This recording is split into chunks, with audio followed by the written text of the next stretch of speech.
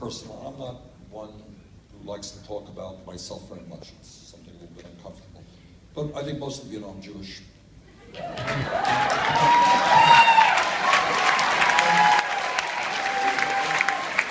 What this is about, you talk about racism, you talk about insanity, and you talk about cruelty.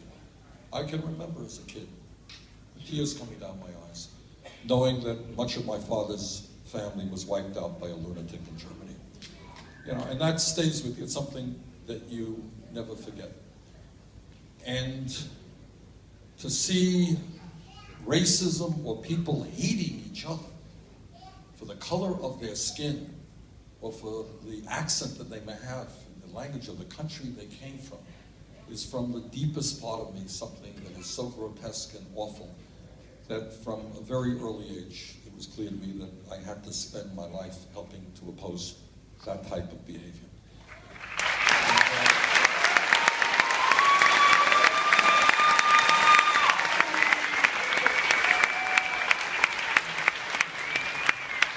I can just tell you, when I was a kid, I went 1 year here at Brooklyn College, and then my mother died during that year, and I decided to, I grew up, I grew up in my accent, I think, gives me away. After 50 years in Vermont, I'm afraid I still have that accent. But my mom died when she was young, and I left Brooklyn College, and I went to the University of Chicago. When I was there, I became involved in the civil rights movement. Some of you may remember the Congress of Racial Equality Corps, James Farmer and those guys. And we did a little bit of work that we could financially supporting the people who were getting their heads broken in the South, but we also worked on segregated housing and segregated schools in Chicago. And you remember in 1968, there was the police riot at the Democratic Convention? You're too young to remember that. Those of us, I learned about the Chicago Police Department before that. I was arrested, got the opportunity to meet the Chicago Police Department firsthand. Quite an experience, I will tell you. And then in 1963, went to the March on Washington for Jobs and Freedom. And that was, Dr. King is, one of my heroes and one of the inspirations in my life. And I'll tell you, just if I may, I'm going off subject a little bit. Is that all right? It's your show, baby. All right. You know what is extraordinary about Dr. King? I'm detouring here, but why I have so much respect for him. He obviously was a great civil rights leader, led the effort to desegregate the South and voting rights and all that. And he could have gone down. The establishment in America would have said, Dr. King, you are a great hero. Look at all you did. But you know what he did? He went into his heart and he said, that is not enough.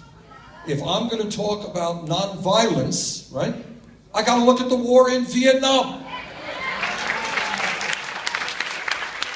And Harry knows more. If he wants to jump in on this discussion, I would love to hear his point of view, because he worked with Dr. King. But against all of the establishment, people said, what are you doing? You're supposed to be a black leader. Why are you getting involved in the war in Vietnam? And he said his heart and his conscience dictated that he speak out. How could he talk about nonviolence in this country if you talk about a war which was so unnecessary and so violent?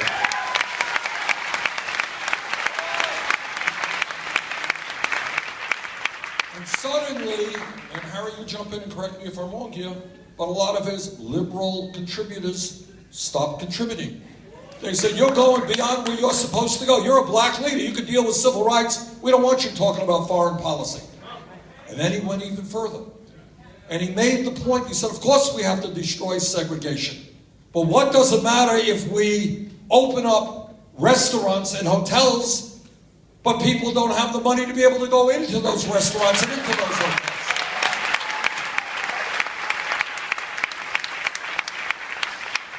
So then he began talking about income and wealth inequality.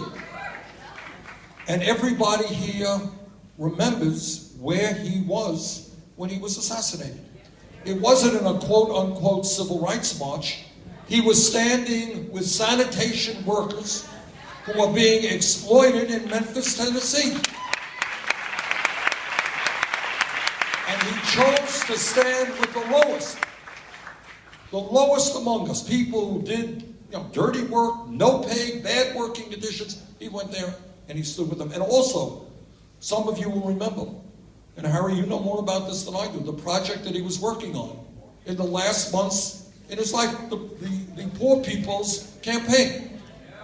And what he was saying is, we're going to bring together the African American community, the Latino community, the Native American communities, poor whites in Appalachia and elsewhere. We're going to bring all of our people together to demand a change in national priorities.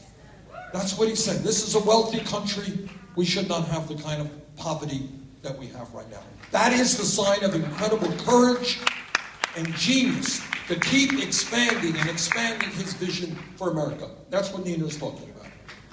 So, I don't know how I got off on that.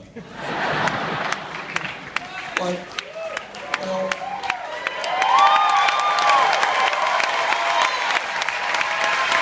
but that's the vision. The point is that everything, and that's what he saw so brilliantly, and with so much courage. He knew what he was doing. He knew that he was going to antagonize the establishment by doing that. But he kept going because it was the right thing to do, and that is what his mind and his heart told him to do. And that's where we are in many ways right now. We're asking these same questions.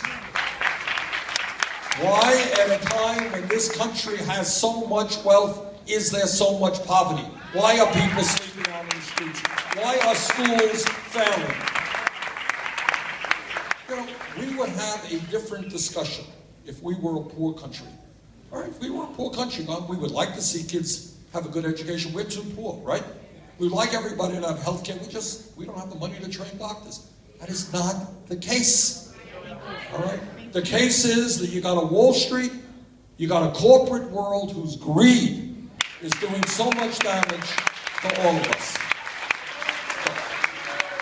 Gentlemen, I apologize again for detouring. It's all good.